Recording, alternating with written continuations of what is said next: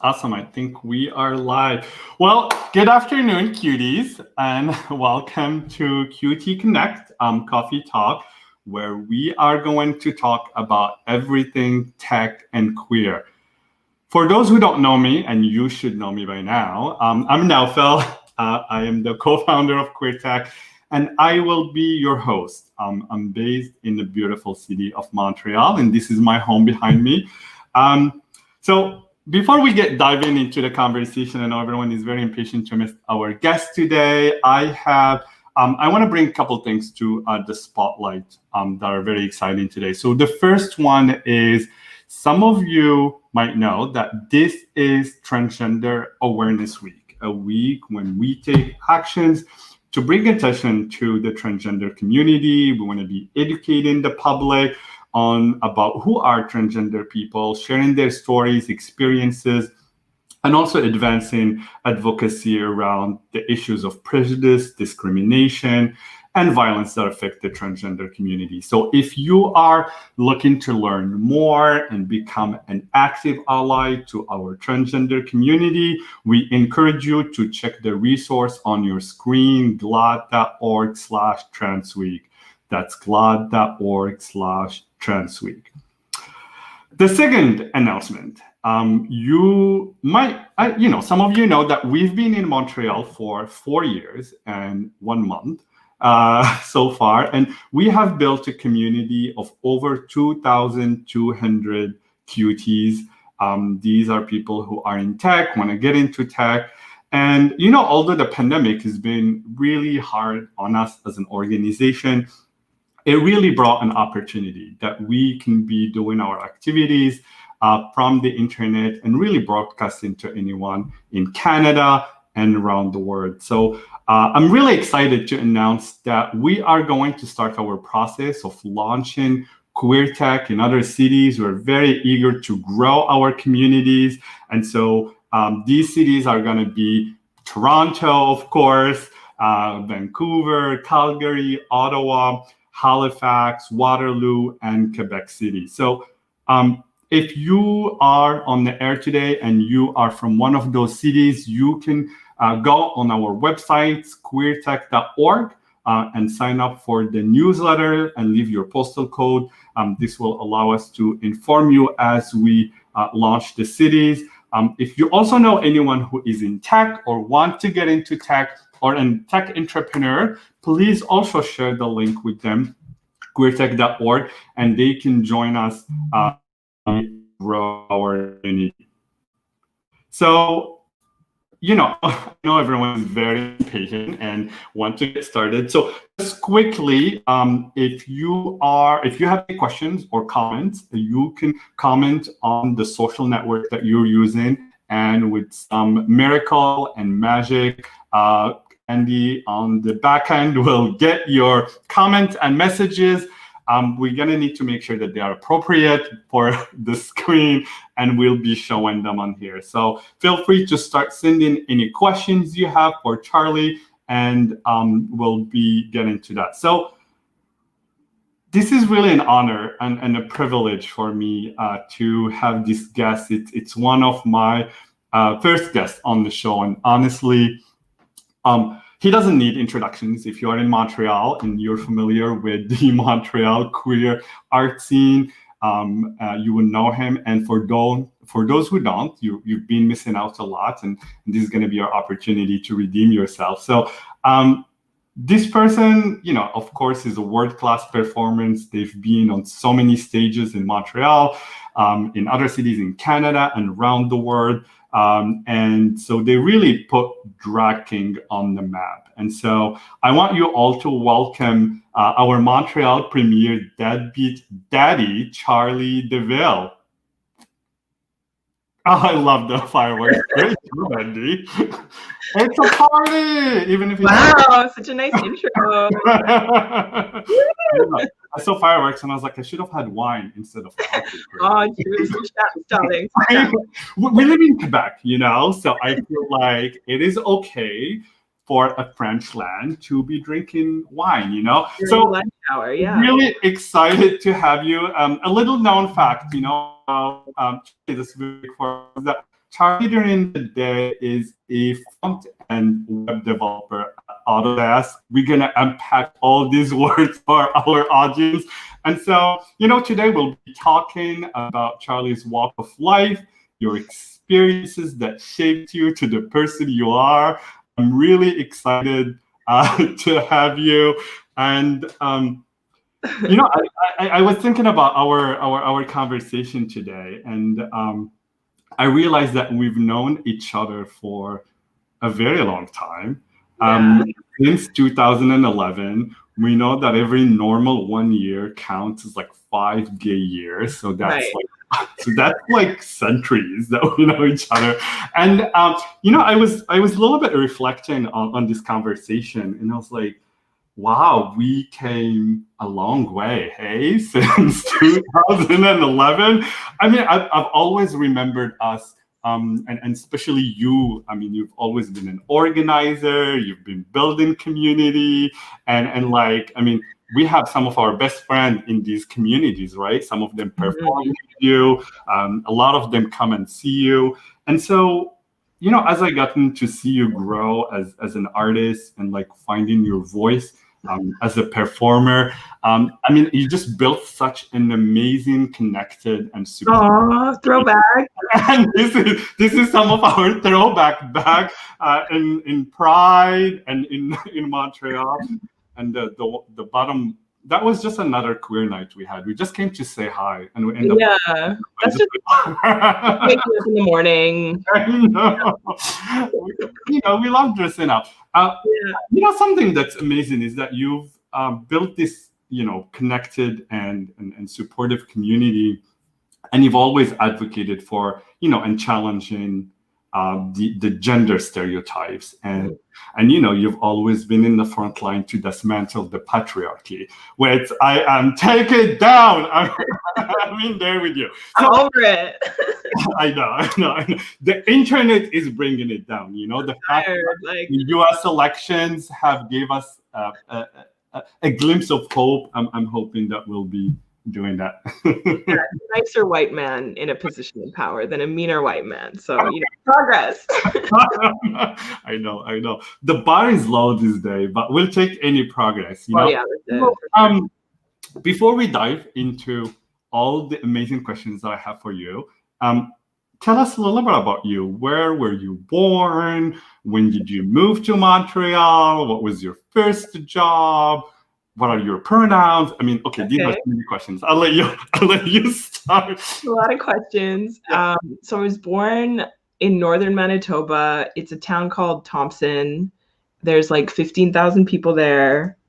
Small mining depression city. And then I grew up more or less in Winnipeg, which is another depression city in Manitoba.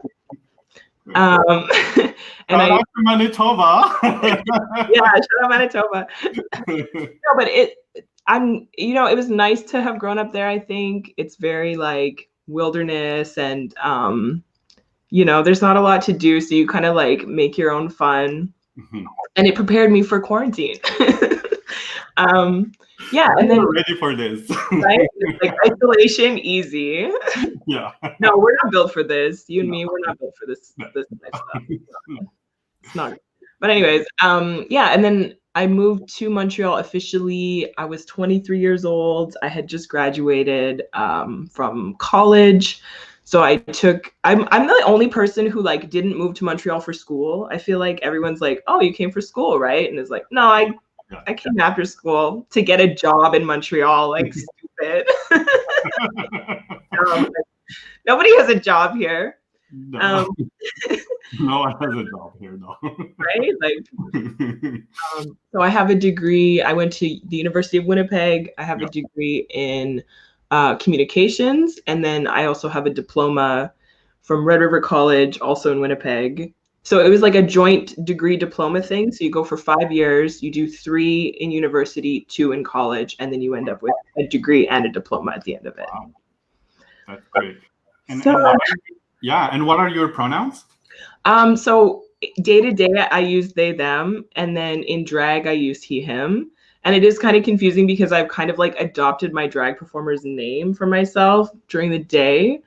But I mean, for me, like when I do drag, I'm pretty much always like a man with like a mustache and a beard. And, you know, I do like clown, or I do like a lot of different impersonations, but for the most part, it's pretty much always like a male character. And I think that was like really interesting, kind of figuring out like how I fit under the trans bubble, because I had spent so much time impersonating a man and trying to like pass as a man and act like a man, and then kind of realized that it was fun to do for dress up, but it wasn't something that I wanted like every day, all day. But I also didn't feel like I fit in with the like female exclusively. So it was kind of been like a revelation over the past like several months of just sitting at home and like reflecting. Yeah. Looking at myself in the mirror for like, you know what I mean? It's just like, yeah. Absolutely. And do you feel like your pronouns also have evolved with you? Like, you know, when walk us through it, because when we met, you had the different pronouns, and you slowly kind of like went on this journey of discovering yourself. Yeah, I think, you know, like, so when I was a kid growing up, we had tomboy and that was it. You know, like there wasn't the concept of like gender fluidity, of like non-binariness. That really wasn't a thing that we had. So I guess, you know, I've always been like masculine of center. This is not a new development, but we just didn't have any terms for it, any kind of concept for it. So it's only kind of in really involving myself in the queer community, meeting people who are like me, that I was able to realize that like this is an option too, you know? Yeah, absolutely, absolutely. And so today your pronouns are they and them? Yes, and this is my like day-to-day drag. This is my like trying to make it in the corporate world drag. It's the best outfit we wear every day. Yeah, right. So you know, this is a really good segue to move us to the conversation. So you know, I want to touch base and talk about you know, your work and your careers, and you know, I've known you for a while, and so I've seen you. I mean, I've seen you struggle with jobs. I've seen you grown so much in your career, and you work at an amazing company. And so, you know, you at work is something, you know, I always think about it, because when you're not at work, you're this like pride of the community. People know you, like come watch you. But then at work, you're this different person. And so tell us a little bit about just your, you know, where is Charli at work? What do you do? What is your day-to-day task? How do you feel?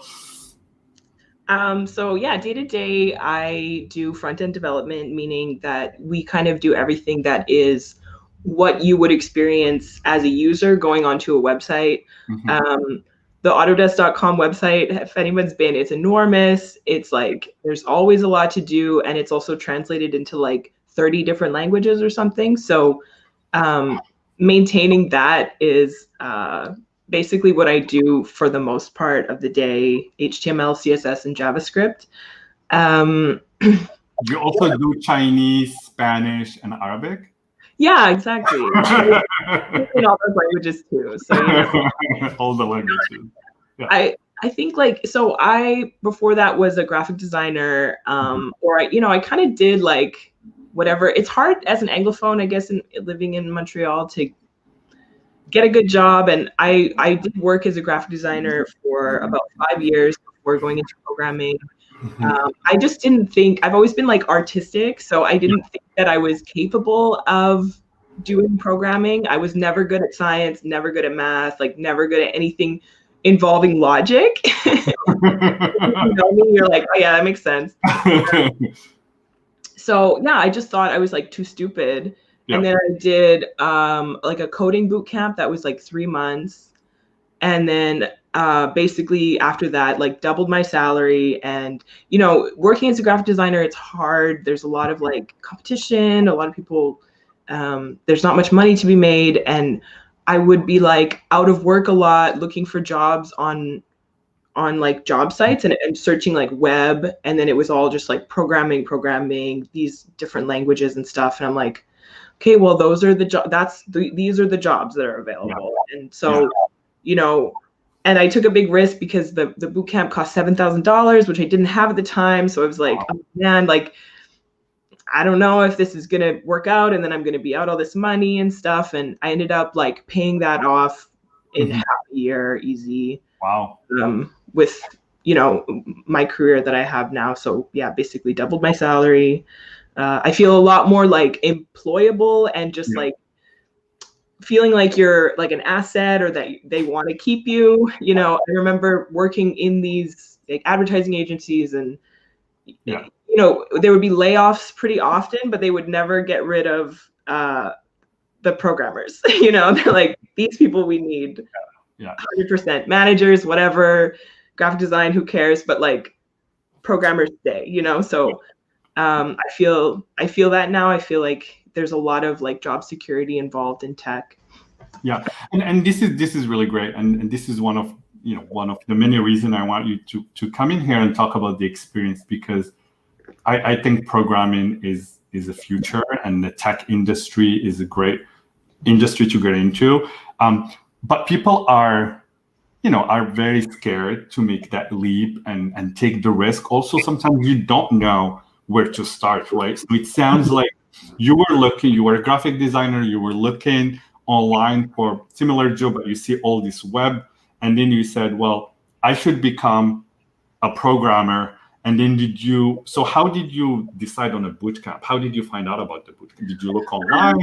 Yeah, I looked online. What the other options you had available to you? You know, there's computer science that they teach in university, but I was like, there's absolutely no way I'm going back to university. It's not gonna happen. I'm never going back to university. I hated it so much. Yeah. And I feel like as I've tried like every form of education, of higher education you could do, and it's getting less like theoretical and more practical. And then with that, I feel like my job, like I'm getting more and more money, you know? So I think I just went to university because I was told that I was supposed to. Yeah. But yeah, as far as like, you know, I was like, I can risk 3 months. I was unemployed at the time. I had gotten laid off from my previous job. So I was like I need to make a change, you know. Found the boot camp, and then I think now they're offering, it's called Decode MTL, but I think they might have changed names. And they offer like a 90% rebate if you don't get a job within like 9 months or something like that. They give you your money back. So this is like how, so there's really like no risk, honestly. It's kind of a time thing, I guess, and if you have the luxury to take 3 months off of work, because it is like a good 10-hour days, you're basically just like forcing JavaScript into your brain. But having like just the knowledge of how to use JavaScript, like you already, that's like, that's worth it in gold. Yeah, absolutely. And I know there are more boot camps now that we see.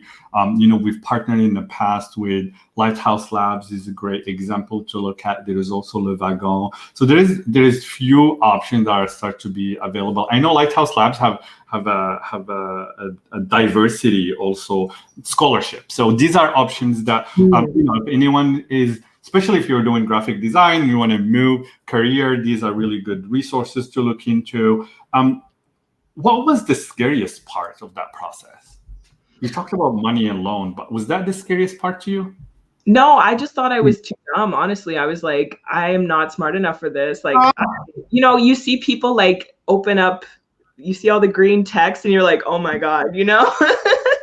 But now I get to like impress people because I open that up and I like tool around in there. And I think it is kind of like learning a language, like a spoken language. You see it at first, you see Russian, you see Korean, whatever, and you're like, I don't understand any of it. It doesn't make any sense, and I never will, you know. But you just need to sit down and really like understand what everything means, and then it all kind of makes sense, just like the spoken language.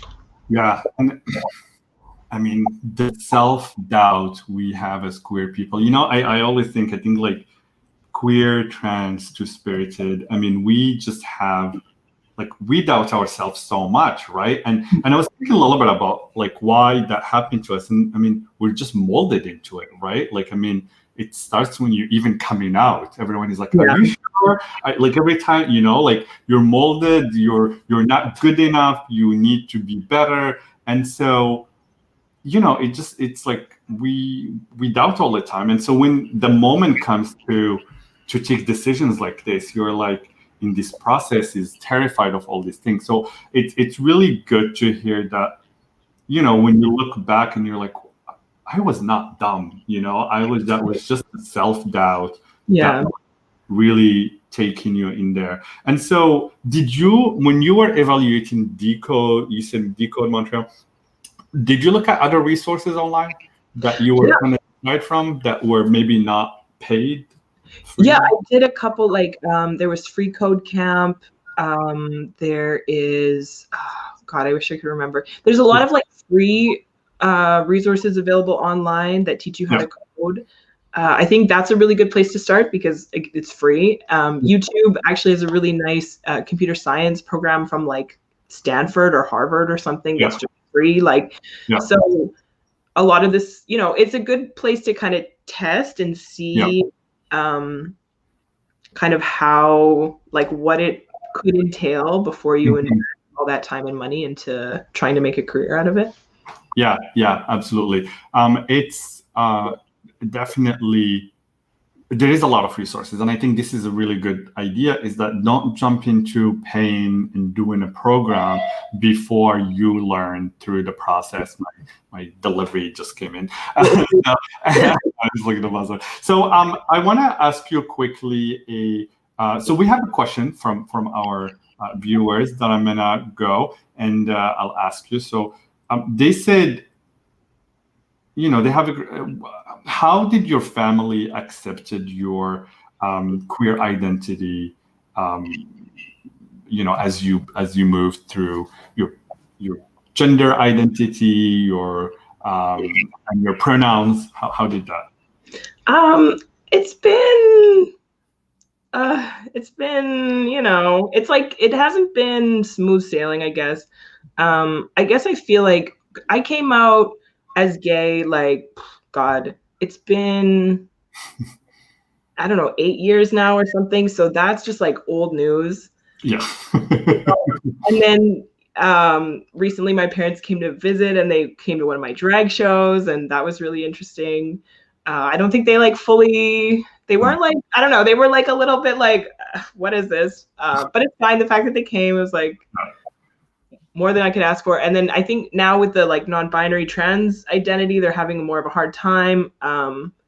But I think, it's like boomers, they're pretty stuck in their man and a woman, you know what I mean? Like, so, I feel like I have to explain myself a lot for like boomers specifically, because like young people are pretty aware of the fact that people can identify as different things, but older folks, and in my workplace, there's a lot of like older men, and I was kind of like looking around at, so a lot of big tech companies, they publish their stats, their employee workforce, and a lot of them, it's just men and women, and then in tech roles, women are around 20% in Google, like Facebook, my company, I think as well, specifically for tech roles. So already you're like at quite a disadvantage. Like, I understand that a lot of people perceive me as female,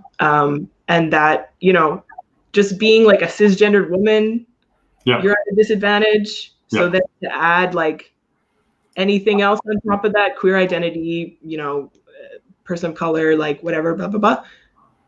It's like you're a tiny little margin, so that's been. Yeah. And this is interesting here. I'm going to touch base a little bit later, because that's how I think, right? Big companies, if you struggle, educating the parents feels like you can also start. It's like a process. You educate a certain. Right. I do a lot of education and explanation. Like every day, so it gets easier. But some days you don't really want to do that over like a Zoom call. Yeah. We have another questions, and this is kind of bringing us back to the career. So this is from Samantha, and I would love to know your process in looking for a job after the boot camp. You basically kind of get thrown to the wolves, like doing tech interviews is interesting. Sometimes they make you do like they make you do like a live show your skills. At my job, they weren't watching me, but they were like, we're gonna leave you with a computer and you have to like solve these problems and stuff. And so, some places they make you build like a whole website to see your skills. So the job hunting process following the boot camp, I feel like there was like a lot of learning that I had to do with that. Fortunately, there is a lot of jobs right now for programming, and you're not relegated to your city anymore, right? You can get a job anywhere. So there's a lot of remote positions. So you can search up, say, how to like program in Angular. You look up on job boards Angular, and then it'll show you all of the Angular jobs. So you don't even have to like learn any new languages. I think we learned React with ours. So there's a lot of React jobs. React is like very hot right now. So that absolutely. I think finding a job post, I think that the hardest part probably is going through that program, because I know they are very demanding, spend a lot of hours. I remember when you were doing it, it was really, really great. Something also that I know that can help, post that is you need a community, you need to network, right? Talking to people. This is why it's great to join. There's a lot of virtual events happen, and I know that people are tired of them, but pick the ones that can help you, right? Because I think one of the key things that I've seen queer people struggle with is not having a network in business. Like we do so well with art and sometimes nightlife or our bubbles, right? And so people don't network with in the professional world, and so you build those connections. And I think this is really good to know queers in different companies, because I get a lot of messages from people and be like, hey, I want to work at Local Logic, and so sometimes we have things available, sometimes we don't, but there is that entry point. So really good. I would also tell people, like, go on LinkedIn and don't be shy to ask people questions. Like, I know people, it's like you're gonna bother, but there's so many people who wants to help. And and if you're not sure, for example, like go on LinkedIn on Queer Tech and see people who are on that page and contact them. You're gonna know that most of them are queer, right? So these are really good ways to just connect with other queer people. And so tell us, how did you get the job at Autodesk? I applied. It was for a web producer role, which I didn't even know what that was. And I know at the time too that I didn't meet the qualifications. Like it was like 3 years in a previous role or whatever. And I was like, I have graphic design, but that doesn't really count. I don't know, and then, did the technical interview, phone interview. There's the 5 interview steps that they make you do, and then got hired, and I've been there ever since. And I'm just like, at first I was like, this is a mistake. Like, there was a clerical error or something that like. Why? Why did you feel it was like a mistake or a clerical error? You didn't feel like you were qualified? I didn't really know what I was doing, going into it. I just felt really like unqualified. Imposter syndrome. Yeah, and so this is something. So I've been doing drag for 3 years. I've been working at Autodesk for 4, and doing drag has really helped me kind of, because it's trying to like make me undo the imposter syndrome that I have. And I just feel like if I had the confidence of like a white man going into these that is like not qualified but doesn't feel like Mhm. oh my God, I shouldn't be here. Like, they're gonna find out, you know, like I feel like with a lot of white men, they're like, I don't know what I'm doing, but like, who cares, you know? And I wish Yeah. I had that all the time. And, you know, getting into that mindset has helped me a lot more to be like, no, I do belong. Like, I deserve to be here, and I know what I'm doing, you know? This is wonderful, because I was gonna, I see we have a question, so I'll jump into a question before. So, hi, Bubble. So how comfortable are you at work to share your drag life, and how comfortable are your colleagues to accept it? This is a great question, actually. Yeah, it's a really good question. So like you said, like, you know me, I've had some bad jobs in the past, and I actually was at like a toxic environment prior to this one, where I ultimately got fired because of like something that wasn't work related, that was just like more of like a personal thing. So I decided after that place that I would be like, okay, I'm not gonna bring my like authentic self to work, because it's hard to like not feel like you're kind of putting yourself at it as a disadvantage as like a queer person. I think, you know, unless you feel safe and comfortable at the workplace to kind of come in and be like, this is who I am, you know, sometimes it doesn't work in your favor. So I decided, okay, I'm gonna be like super normal, quiet, like you know, just not really talk about myself, about anything that I get up to. It was kind of a choice. Like I feel like as I want to try and work my way up a corporate ladder, and being really authentic or being really queer, I feel like it's pretty clear that they don't really go hand in hand, right? Like you are kind of at a disadvantage, and it's only kind of recently that I've started just opening up about like my pronouns at work. It was because I basically had to take a month off to recover from like a gender affirming surgery. So, you know, I was like, I'm gonna have to disappear for a month. I kind of need to like tell my colleagues why. But other than that, I kind of was really hesitant too, because I just feel like, you know, things are changing, but it's hard to know if this will affect my career positively or negatively in the long run. I'm hoping positively, hoping for change, but having like a long history of it kind of not really working out too great, it's like, it's hard to kind of let go of that. Yeah. So it sounds like, you know, you had issues in the previous job, and you did this boot camp, and you left, and you turned your life, got a job at Autodesk, and you were like, I'm gonna lay low because I don't want to cause issues. I want to keep this job. And you felt that your queerness was a negative thing that's going to bring to your careers. And I know a lot of queer people feel that way.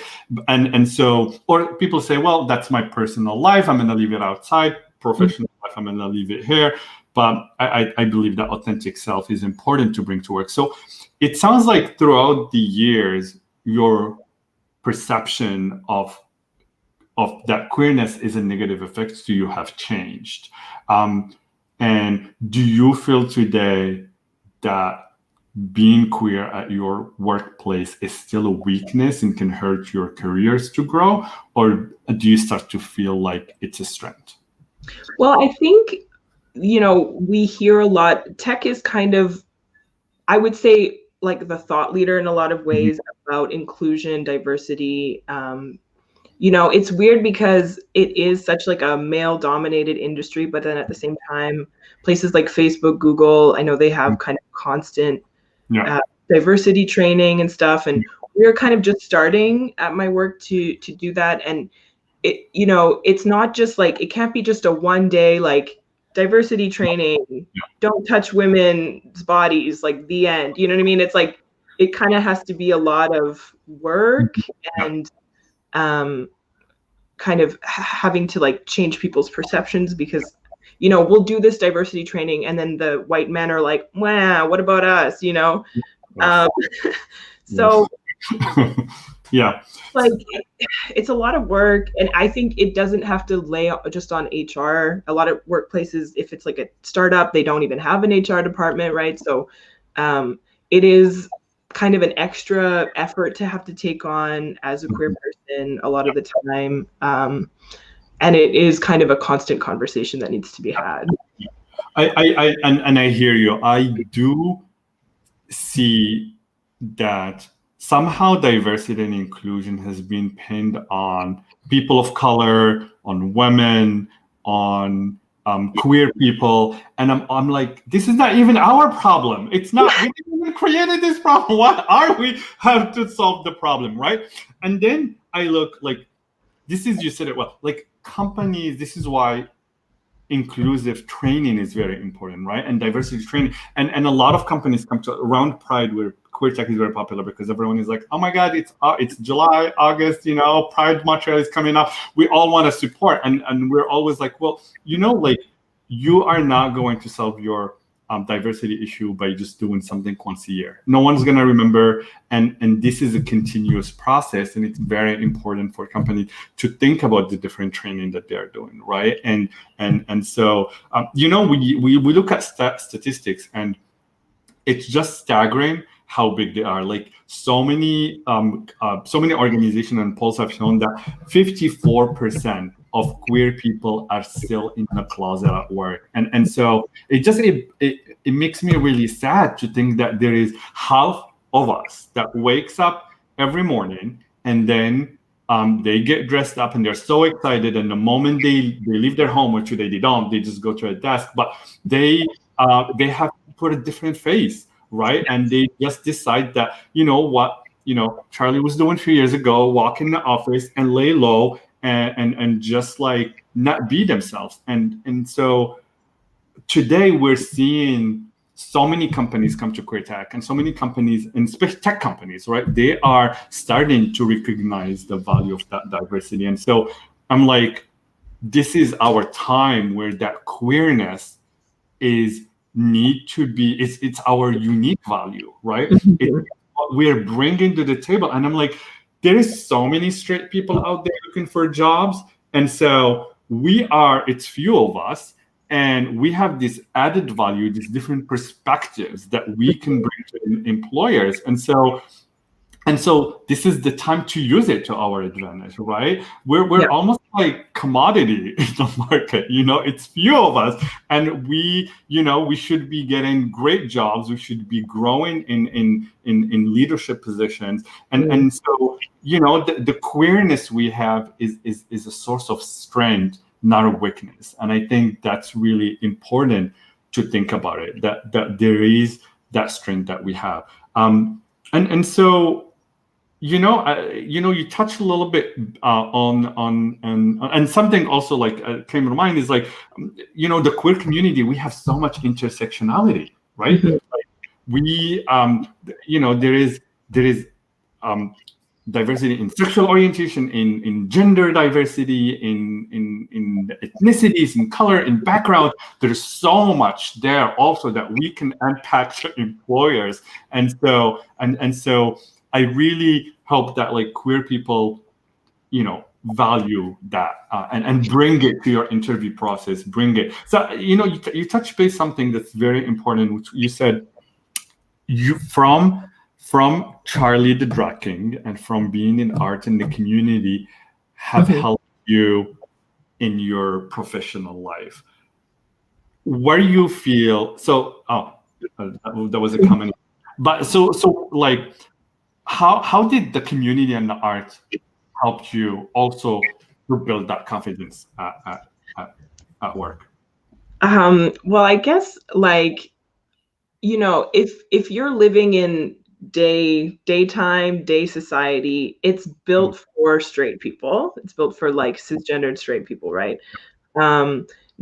Nightlife in the gay club is built for gay people. And so that's kind of where I found like the fact that I could be celebrated for my difference, were spaces that allowed for that, and figured out that it could be like the fact that I am a drag king, you know, I was like, people might not be into that. We see drag queens everywhere.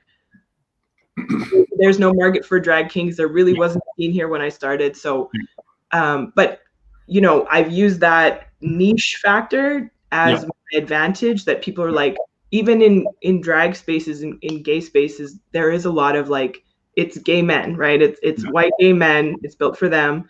So gay spaces are feeling the pressure of like, okay, we need to diversify. We need to like bring more people in. You know, it's a way of keeping the business alive, of having more patrons, all that. So I was like, I'll bring you like a new crowd, you know, people that, not just straight women going to bachelorette parties. Like this, you know, my drag is for queer people. My show that I used to produce, Manspread, is for queer people and for lesbians. You know, I wish that, like, I guess it's hard because if you don't see that you can be different and, you know, be successful in it, how can you think that that could be something for yourself too, right? It's like you need to kind of see beyond the fact that, you know, I don't see any people that look like me in CEO positions or high leadership positions, but that doesn't mean that it can't be for me. You know what I mean? But it's really hard to like convince yourself that you're like, no, I can do it. I can be the one. I can change people's minds, you know? Absolutely. And you do, right? Telling Oh. I love this. I mean, you are I always think about like what we learn, right, through the community, and so, but like, you know, you look at the role models, and so in the art scene and stuff, we see them, right, like drag kings have message that they communicate to the community, and there's an impact and advocacy that happens, and so it's inspiring, right? And it's really sad when I look at the, you know, high levels of government, and I look at companies and executives and leadership position, and we don't see ourselves in these positions, right? And so when you're young and you're trying to look for inspiration, you just don't see that as an option. You know, a TikTok video I was watching earlier was a performer from New York City who is who's Indian descent, was born and grew up in the US, and he talked about how he only the first time, and he's in his mid-30s, this is the first time where he was like, oh, I could have been in government in the high levels of, like, he was like, he've never even entertained the idea of being a vice president. Like, that was never even part of his option. Like, as we look up, people don't even consider these roles because they don't see anyone that are in this role. And so this is why, and I'm so thankful and happy that you come on this show and sharing these stories, because if we don't share our queer stories, and if we don't talk about the journey that we have, we're not gonna see more and more people coming in. You know, we want to inspire people to also know that it's hard, but there is community in there, and there is support, and that you can get, you know, to a great position, and you can trust yourself. And so I'm hoping now to start seeing you rising up to the high level of the corporate world, and yeah, it's very important. And you know how, you know, I want to talk also, like, you know, being at work. I mean, there's that there is a you've been, you know, you started work, I mean, 3 years ago. How did you identify when you just started your job? Well, that's funny you should ask. So when I do job interviews, I usually, like, maybe not moving forward, but historically, I would like femme it up. I would present myself like as binary female as you could. I have this like dusty shirt that I like wear for job interviews. It's so stupid. I've had it for 10 years. So then, like, I was like, my strategy is I will present as like cis female, not gay, just like maybe short hair, like, I don't know, because already that I'm like, I'll play that diversity card. It's like a palatable cis like white woman that you would be hiring, you know, and with tech, I think that is like a decent strategy too. They're like hungry for that too. Yeah. But I wish now, having been in my company for a while, I wish like I would have been my authentic self. I feel like that would have been even more of an advantage, but it does depend on the workplace, I think, if they do have kind of a mandate to try to diversify their workforce. But a lot of tech companies, I would say most of them, are trying to diversify their workforce, right? So when it comes to like trans people, there's like so few that they'd be like, oh my God, a trans person, like we need to have them, you know what I mean? So yes. And maybe this is a comment that will come from a little bit of privilege I have, but I hear stories of queer people who are like, I hate my job. I feel like I'm being slashed with a little butter knife every day with people's microaggressions. And I'm like, leave that role. There is and find another job before you do that. I know that economic stability is very important, but there are so many companies today that are looking for talent and looking for your queerness, looking for that trans person to bring that perspective, right? That people, a person of color, a two-spirited person, like use that to your advantage, because I think that's the power also we have with the internet, right? Is, you step out of that place, come to a community like QueerTech, we can help, right? And connect you with the right company, but we have that advantage. And I feel like we need to be using it, it's the privilege we have today. Yeah. And we don't have so many of them, right? Like you mentioned community, and I think that's really important because I feel like that is, again, our advantage, is that we do have this kind of shared trauma or this shared rejection that we're like, we need to look after each other because straight people are not doing it, right? And then through that, we have developed these communities of just support that straight people don't have. So like, this is the time now, especially to kind of, if you can, like, support your community. And I think I have gained so much from the queer community. And so now I feel like I'm in a position where I can give back, try to do more community building.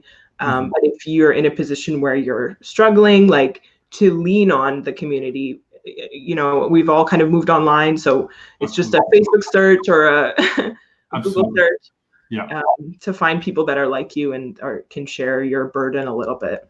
Absolutely. And I just want to say to people who are like there and trying to find a job and change career or have advice, like, there are so many queer people who are in leadership position at companies, who have a professional account, who always ask me like, hey, are there people I can mentor? Are there people who need support? Like, people are looking for mentor, and we are working on building a platform in the back that we can connect people. But until then, email us. Email us and so we can help. I know me and you can talk for hours. I mean, we've talked for hours and hours before, but we have to wrap it up because I see the time coming up. People have to go back to work. And so, Charli, just as a close of this conversation today, any final thoughts for people who are listening, or what are your hopes for the queer in tech community? I hope that there's more of us soon, because I think I get a lot of strength from people that I see that are out at work, or you just feel like you're not the only one going through it. And like you said, 50% of people are in the closet, but maybe, you have to be the brave one and come out, and then there will be others that are like, oh yeah, me too, Or like, I think, I don't know, you mentioned a lot of really good points. If you feel like you're getting misgendered every day, it's time to maybe think about finding a new job. If your job is making you depressed, if you feel like you're not supported, there are other places that will support you. You don't need to add any more suffering through like 2020. Absolutely. No, and as I said, people work at companies where people make these mistakes, and I'm like, okay, can you educate them? Yes, come, we can help you also find education. Do a lunch and learn, educate them. I believe in giving people a chance to redeem themselves, and by learning, and that's how we also educate the rest of the world. And if they don't, then yes, it's the time. Pack up, find another opportunity.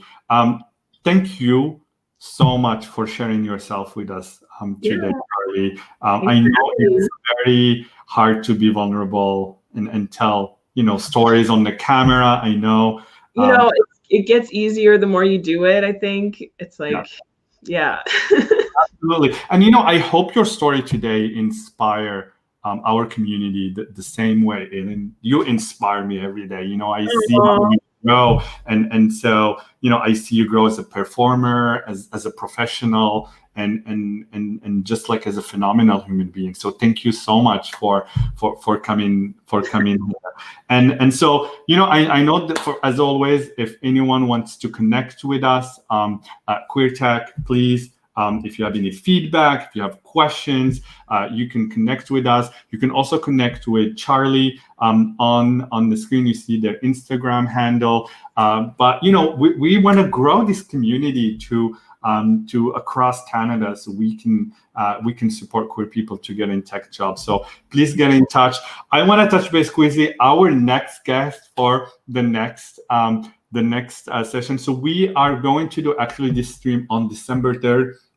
In 2 weeks, it's Canadian Thanksgiving, and we want our dear Andy to enjoy cooking his turkey, and other queers who are from New York and follow us to enjoy their day off. So it will be December 3rd, and this is another hero of mine. It's a friend of mine. It's also a member of Queer Tech. She's on our board of directors. It's our next guest is gonna be Laura Boo. Laura McDonald. LB started her career, and this is why I love the story, right? Like, Laura started her career as an artist, as a curator, an organizer in the nightlife, and she really struggled with, making her art into sustainable living, like a lot of artists who are queer, right? And so after, she deep dive into like her interest and figure out, what skills she has, she decided to go back to school, become an accountant, worked at a large firm, and really struggled with her bringing her authentic self and figuring out how to be. And so she made her way to tech. She also works with me. I feel very lucky to have her at Local Logic every day. So I'm really excited. So in 3 weeks, December 3rd at noon, you will be hearing the story of Laura Boo. Oh my God. I'm a huge fan of Laura Boo. Can you tell a story about Laura Boo really quick? Yes, go. Yes. I came to Montreal. I was like a baby. I think you and me, we used to go to Pomp, right? Yes. And Laura was the one who... We only knew. Laura used to host this event. I am really looking forward to, for a lot of people also to hear the inspiring story of Laura Boo. Thank you so much again, Charli, for sharing yourself with us today. And thank you for everyone for taking time over lunch to listen to us. And I'm looking forward to your feedback and questions. And enjoy your week, and enjoy the little good weather we still have before the tundra arrive in Montreal. Thank you. Oh, Nico! Oh my God, I'm gonna cry.